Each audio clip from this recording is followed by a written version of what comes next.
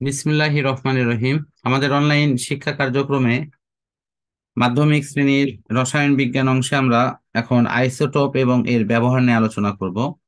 আমরা পূর্বের ক্লাসে আইসোটোপের শতকরা পরিমাণ এবং তাদের আপেক্ষিক পারমাণবিক ভর সংক্রান্ত গাণিতিক সমস্যাগুলো আমরা সমাধান করেছি। তো এখন সেই পূর্বের ক্লাসে ধারাবাহিকতায় আমরা এখন আইসোটোপের ব্যবহার এবং তেজস্ক্রিয় আইসোটোপ সম্পর্কে জানার চেষ্টা করব। তো ফার্স্ট আমরা জানার চেষ্টা করি যে আইসোটোপ কাকে বলে। এটা আমরা পূর্বেও জেনেছি যে আইসোটোপ হলো একই মৌলের যদি পারমাণবিক ভর ভিন্ন ভিন্ন হয় তাহলে তারা পরস্পরের আইসোটোপ হয়। এই সংজ্ঞা কি তোমার মনে আছে? হ্যাঁ স্যার, মনে আছে এটা। আচ্ছা, তো এখানে একটি শব্দ আছে তেজস্ক্রিয় আইসোটোপ। আসলে যে সমস্ত পরমাণুর পারমাণবিক সংখ্যা 82 অথবা 83 চাইতে বেশি, তারা হয় পরস্পরের সাপেক্ষে হয় হলো এদের ক্ষেত্রে আলফা বিটা গামা রশ্মি নিঃসরণের বিষয়টি থাকে এবং এদের যে আইসোটোপ সেটা হয় হলো তেজস্ক্রিয় আইসোটোপ। এবং সেক্ষেত্রে আমাদের এই আইসোটোপ গুলোর ব্যবহার বিধিগুলো স্বাভাবিক আইসোটোপের থেকে একটু ভিন্ন। তো এখন আমরা দেখব যে এই তেজস্ক্রিয় আইসোটোপটা আসলে কিভাবে কাজ করে। আমরা এ পর্যন্ত প্রায় বিভিন্ন মৌলের 3000-এরও বেশি সংখ্যক আইসোটোপ সম্পর্কে জানতে পারছি। তো তাদের মধ্যে যে সমস্ত আইসোটোপ থেকে তেজস্ক্রিয় রশ্মি ছড়ায় তাদেরকে আমরা বলবো তেজস্ক্রিয় আইসোটোপ। তেজস্ক্রিয় আইসোটোপ ব্যবহার করার ক্ষেত্রে আমরা অনেকগুলো উম, বিষয় এখানে বিবেচনায় নিতে হয়। একটি হলো রোগ নির্ণয়, আরেকটি হলো রোগের চিকিৎসা। অর্থাৎ তেজস্ক্রিয় আইসোটোপ ব্যবহার করে আমরা রোগ নির্ণয় করতে পারি এবং তার সাথে রোগের চিকিৎসাও করতে পারি। এখানে ফার্স্ট দেওয়া আছে রোগ নির্ণয় করা নিয়ে। আমরা রোগ নির্ণয় করা নিয়ে প্রথম যে বিষয়টি দেখব তা হলো একজন রোগাক্রান্ত ব্যক্তির যদি ইনজেকশনের মাধ্যমে তার ভেতরের বিশেষ কিছু অঙ্গের ছবি তোলার প্রয়োজন হয়, সেক্ষেত্রে তেজস্ক্রিয় আইসোটোপ কিন্তু ব্যবহার করা হয়। এক্ষেত্রে তেজস্ক্রিয় আইসোটোপ আর টেকনিশিয়াম এটিকে শরীরের মধ্যে ইনজেকশনের মাধ্যমে পুশ করে দেওয়া হয়। এটা যখন শরীরের সেই নির্দিষ্ট অঙ্গে গিয়ে গামা রশ্মির বিকিরণ করে তখন সেটি নর্মাল ক্যামেরার মাধ্যমে সেই অঙ্গের ছবি তোলা সম্ভব হয়।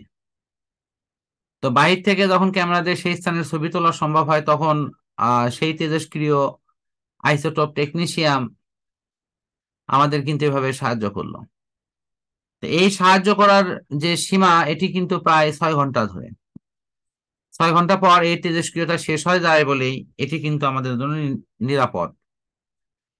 তো যে তেজস্ক্রিয়তা গুলো সাধারণত একটা নির্দিষ্ট সময় পর নষ্ট হয়ে যায় সেই ধরনের পদার্থগুলোই কিন্তু এখানে ব্যবহার করা হয়।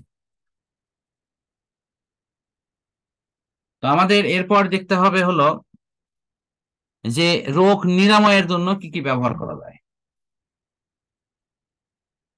অর্থাৎ অসুস্থ হওয়ার পর সেই অসুস্থতা থেকে নিজেকে রিমুভ করার ক্ষেত্রে সর্বপ্রথম থাইরয়েড ক্যান্সার নিয়ে এই তেজস্ক্রিয় আইসোটোপ ব্যবহার করা হয়। রোগীকে পরিমাণ মতো তেজস্ক্রিয় আইসোটোপ, সেটা আয়োডিন 131 ভরের সমৃদ্ধ দ্রবণ পান করানো হয়।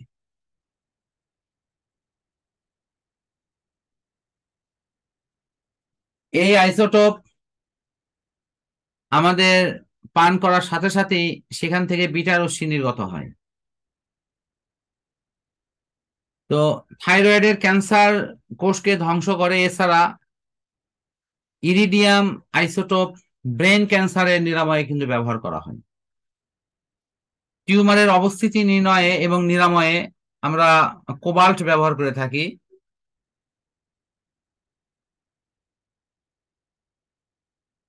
এবং সেই কোবাল্ট থেকেও গামা রশ্মি নির্গত হয়, যেটি ক্যান্সারের কোষকে ধ্বংস করে থাকে।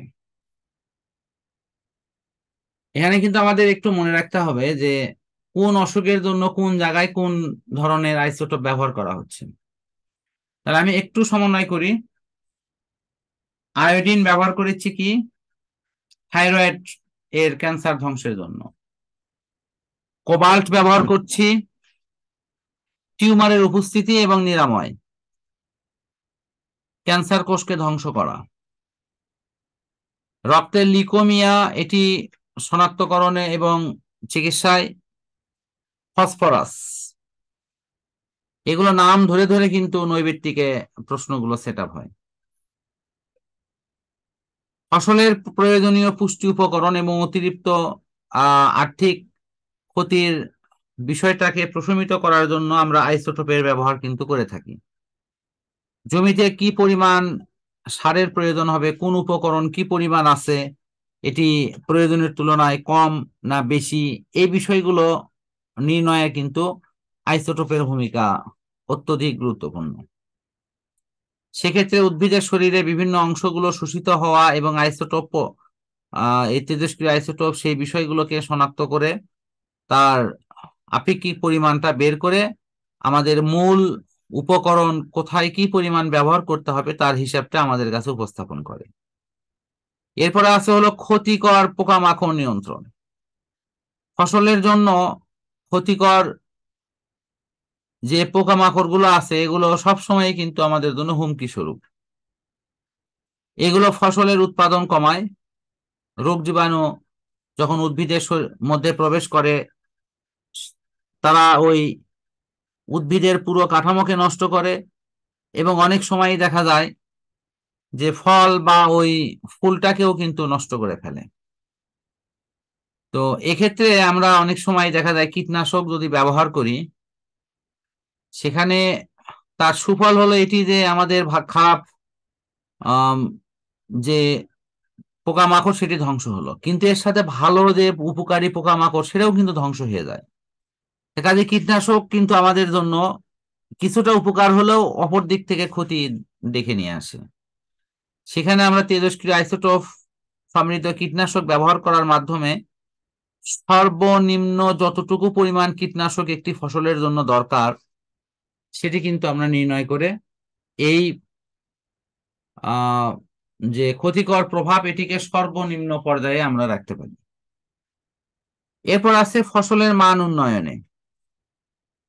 ফসলের বিভিন্ন মান উন্নয়ন এবং জিনগত পরিবর্তন ঘটিয়ে আমরা উন্নত মানের ফসল এখান থেকে তৈরি করতে পারি। লাস্টে আছে বিদ্যুৎ উৎপাদন। পারমাণবিক বিদ্যুৎ প্রকল্পে বর্তমানে রাশিয়ার সহায়তায় বাংলাদেশের উপর পারমাণবিক বিদ্যুৎ কেন্দ্র স্থাপিত হয়েছে এবং আশা করা হচ্ছে যে খুব তাড়াতাড়ি সেখান থেকে হয়তো বিদ্যুৎ তৈরির জন্য প্রয়োজনীয় যে প্রসেস সেটি হয়তো কন্টিনিউ করবে। তো সেখানে সাধারণত তেজস্ক্রিয় আইসোটোপ গুলো তারা ওই বিদ্যুৎ উৎপাদনে কিন্তু ব্যবহার হবে এবং আশা করা হচ্ছে যে এই পাবনা জেলার রূপপুরে যে পারমাণবিক বিদ্যুৎ কেন্দ্র স্থাপন করা হয়েছে প্রায় সেখানে 2400 মেগাওয়াট বিদ্যুৎ পাওয়া যাবে বলে আশা করা হচ্ছে। এই এই যে তার ছবি যেটা এখানে দেয়া আছে। এখন তেজস্ক্রিয় আইসোটোপের প্রভাব। তেজস্ক্রিয় আইসোটোপ আমাদের উপকার করলেও এর কিন্তু কিছু ক্ষতিকর প্রভাব আছে। এটা যদি আমাদের কন্ট্রোলের মধ্যে, আমাদের নিয়ন্ত্রণের মধ্যে যদি এর ব্যবহারটা সীমিত না রাখা যায় তাহলে দেখা যাবে যে এটি আলফা বিটা গামা রশ্মির বিকিরণ এত ব্যাপক মাত্রায় করবে, তার ভয়াবহতা বিষয়ে বিশ্বে কিন্তু খুব ভালো একটি নজির আমাদের সামনে আছে। তা হলো হিরোশিমা এবং নাগাসাকিতে যে পারমাণবিক বোমার বিস্ফোরণ ঘটেছিল দ্বিতীয় বিশ্বযুদ্ধের সময়। সে নারকীয় কাণ্ডে এখনো কিন্তু হাজার হাজার মানুষের প্রাণ কিন্তু ওষ্ঠাগত। সেখানে এখনো অনেক শিশু বিকলাঙ্গ অবস্থায় জন্মগ্রহণ করে